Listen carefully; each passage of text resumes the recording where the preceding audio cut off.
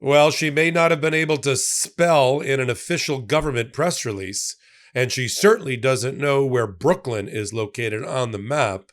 But Donald Trump's hand-picked prosecutor, who's been in the job, a prosecutor, for 2 weeks, thinks she's got enough to go back to the well and get a second indictment against Leticia James.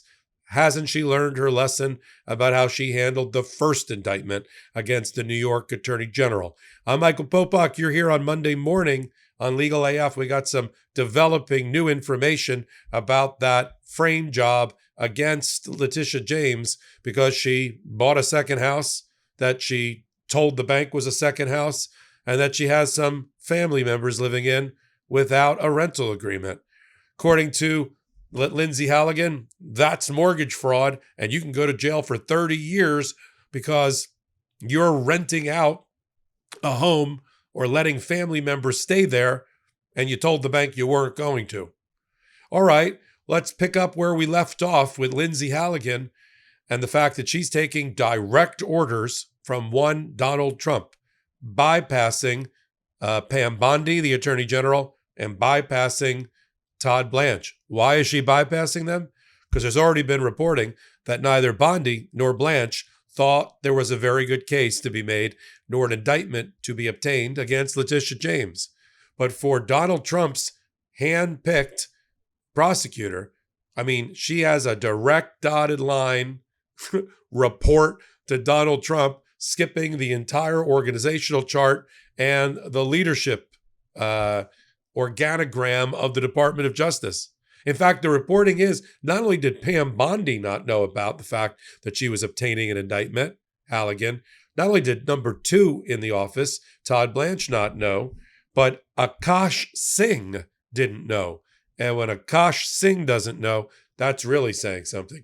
Who's Akash Singh? Well, you're on Legal AF on Monday morning. Hit the free subscribe button and I'll tell you.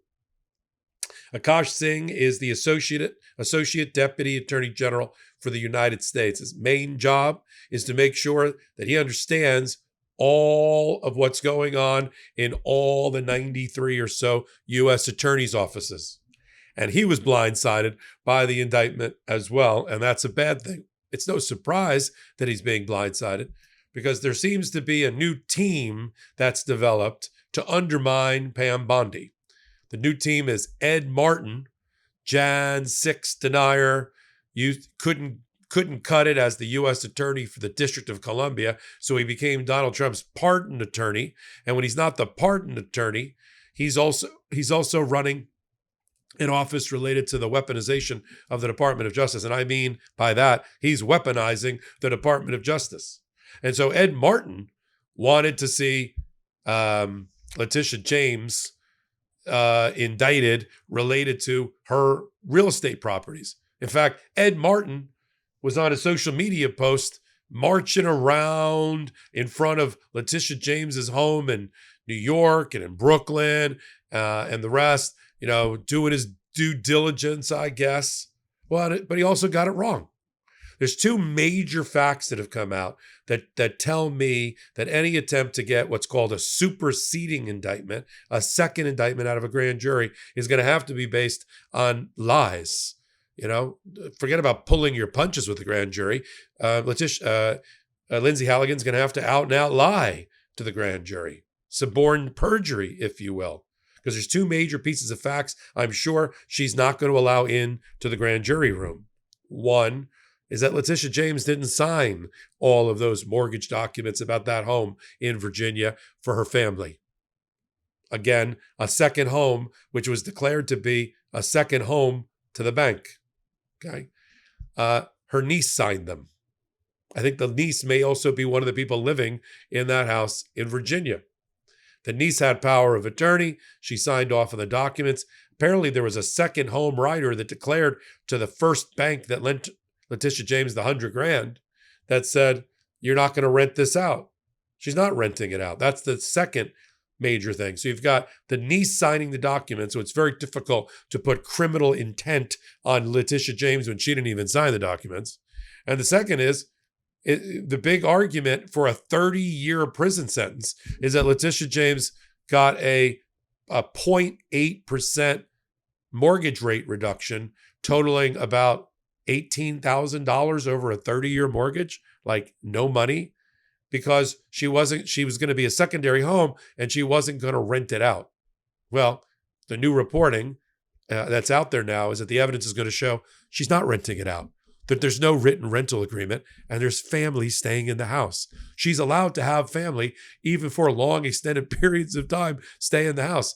I love my mother-in-law, and she's here from another country for the next 7 weeks. I'm not subletting a house or renting a house because my mother-in-law is staying with me. That's how that works. And yet, full steam ahead, Lindsey Halligan indicting Leticia James once again, or trying to. And now you see the sort of the cover-up, because you already have the scandal. The scandal is she got that indictment when she was told by her superiors it was unlikely she'd be able to accomplish it, and she shouldn't try. That's a problem. Pam Bondi, we already saw on her Senate Judiciary Confirmation hearing, doing a terrible job denying any knowledge whatsoever of her job. If I were the president of the United States, I'd be like, this is my attorney general. A, she can barely put a sentence together. And B, she doesn't seem to know anything about all the major cases that are in the public domain. I would fire her. But having said that, you certainly don't want to do an end run around her. Halligan reports ultimately to Akash Singh, who reports to Todd Blanche, who reports to Pam Bondi. That's the chain of command. But to Donald Trump, who says he's the chief legal officer of America, he's giving direction to Lindsey Halligan, and she's being reinforced by Ed Martin. Ed Martin, in his little snarky social media posting, decided he was going to put up, before the indictment was announced, an eagle flying over the Brooklyn Bridge. At least Ed Martin seems to know where Brooklyn is. And then he put up a thumbs up after she got indicted. So it's the Ed Martin, Lindsey Halligan show. But that's a problem. Can the Department of Justice, which is already the most corrupt Department of Justice in history, recover from this fractious approach to throwing out the chain of command that's being demonstrated by Donald Trump? Yes or no? Likely no. At least Trump is flexing his muscle and telling Pam Bondi what we've always expected and suspected, that he's running the Department of Justice. Now, I started the hot take with, can a prosecutor who can't spell and gets basic geography wrong, how is she ever going to get a superseding indictment? She's done a number of things wrong in this particular case. First of all, she thinks Brooklyn is in New Jersey. Brooklyn, for any human being at a fourth grade level or less knows, is in New York. But it's not just that. It's that when you're a judge or you're the opponent and you see spelling errors, like in the Comey indictment, she issued a press release, which has now been corrected. And in the press release, she said that one of the bedrock principles of our democracy, but she spelled principle wrong. And nobody caught it. And it went up as principle, P-A-L, instead of P-L-E. It's fixed now, but it was then, she got that wrong. It's not just that. She handed in the wrong indictment. Handed in 2 indictments when you can only have one returned, one true bill, to the magistrate judge about Comey and other procedural issues. See, judges subscribe to what we call cockroach theory. You got a cockroach in your kitchen. You don't just have one cockroach. You have a dozen cockroaches. They're just coming out one at a time. With Lindsey Halligan, same thing. It's not that she doesn't know that Brooklyn is not in New Jersey, or doesn't know the difference between principle and principal. It's that it shows a weak-minded person. It shows a sloppy thinker. It makes you, as the person reading her written work product or listening to her oral advocacy, question, knowing that she's sloppy. Does that case that she says stands for a certain proposition really stand for that proposition? Is she right about the facts of that case? Is she right about a declaration or an affidavit of a sworn testimony submitted by the government? And if I'm the judge and I see these kind of errors in haste, in rush to judgment, it all kind of goes into the mix of I don't trust Lindsey Halligan or anything that's coming out of the Eastern District of Virginia. And she's got two amazing judges here. She's got Jamar Walker, who's the first openly LGBTQ plus Black member of the bench in the Eastern District of Virginia, African-American, as I said. And you've got Judge Nabokov in the Comey case. Also, two of them, both Biden appointees. So we're watching Biden appointees step forward here, along with senior status judges, to protect America and protect America from the abuse of power that is the Trump Department of Justice and people like Lindsey Halligan.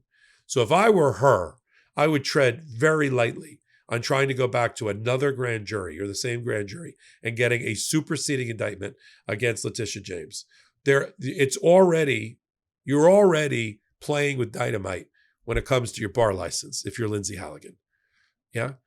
Everything about the indictment demonstrates that she has compromised her independent judgment.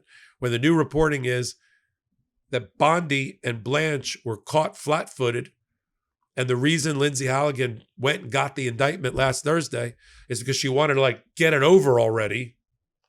That shows not independent judgment being used, not behavior consistent with the principles of federal litigation or the Department of Justice manual. It shows things that are in violation of her ethical duties as a lawyer, and where she's taken a sworn oath in Florida, just as I have with the Florida bar. And it's a problem. It's a problem. She may not think it is right now in the moment because she's suffering from blind ambition. But there will be a reckoning, whether it's through the Senate Judiciary Committee, impeachment proceedings, having your bar license challenged or pulled, or criminal prosecution in the future. Eastern District of Virginia prosecutors can get prosecuted, just as Nixon's Attorney General Ehrlichman was prosecuted and went to jail for 17 months. So we'll continue to follow the sad saga of Lindsey Halligan in Eastern District of Virginia about Leticia James. Looks like we're going to get another indictment, and we'll report on it right here on Legal AF. You're on Legal AF Monday. Come on over to Legal AF Substack, where we post all things like indictments and orders and motions that are filed, do some amazing commentary. I do live reporting along with other people. So I really would love you over on Legal AF Substack. It is a way to keep this Legal AF ecosystem up and running at the top of its game. So until my next report, I'm Michael Popok. Can't get your fill of Legal AF? Me neither. That's why we formed the Legal AF Substack. Every time we mention something in a hot take, whether it's a court filing or a oral argument, come over to the Substack. You'll find the court filing and the oral argument there, including a daily roundup that I do called, wait for it, Morning AF. What else? All the other contributors from Legal AF are there as well. We got some new reporting. We got interviews. We got ad-free versions of the podcast and hot takes. Where? Legal AF on Substack. Come over now to free subscribe.